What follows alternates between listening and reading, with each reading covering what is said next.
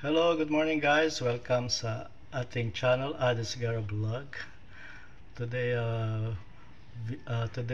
video ay gagawa po tayo ng cucumber salad. Since panahon po ngayon ng mga pipino, yan, gagawa po tayo ng cucumber salad.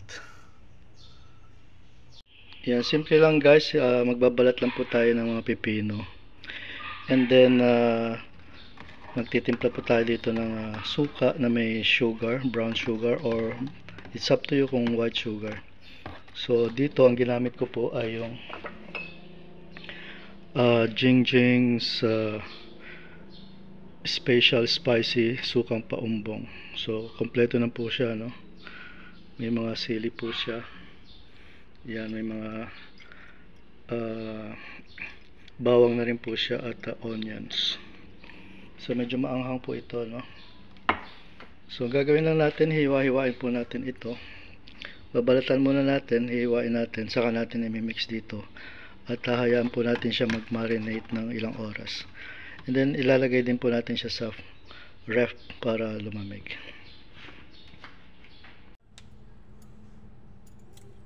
So babalatan na po natin yung mga pipino. Since panahon naman ng pipino ngayon, maganda po ito sa health natin, yung pipino. Pwede naman pong kainin ito ng raw, hilaw lang. Yan. Tapos ang gagawin po natin dito ay hiwain lang natin dito, 4 na hiwa.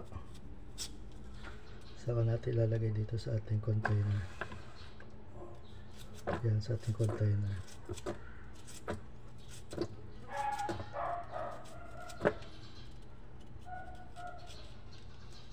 Yan. Mga bata pa kasi itong pipino na ito, kaya hindi pa matitigas yung mga buto niya, no? So ganyan lang. Masarap po itong panghimagas.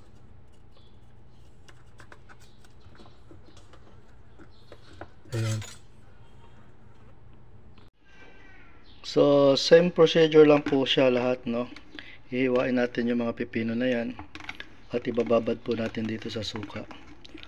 At yan, meron na po tayong panghimagas na salad. Appetizer before tayong kumain, at after pwede rin. Before, during, and after, masarap po ito. Okay guys, thank you for watching. Don't forget to include this cucumber in your meal, or sa mga nagda-diet, maganda rin po itong pan-diet ang ating cucumber. Thank you guys for watching. Don't forget to subscribe, like, share, and comment. See you again sa ating next video. Bye guys.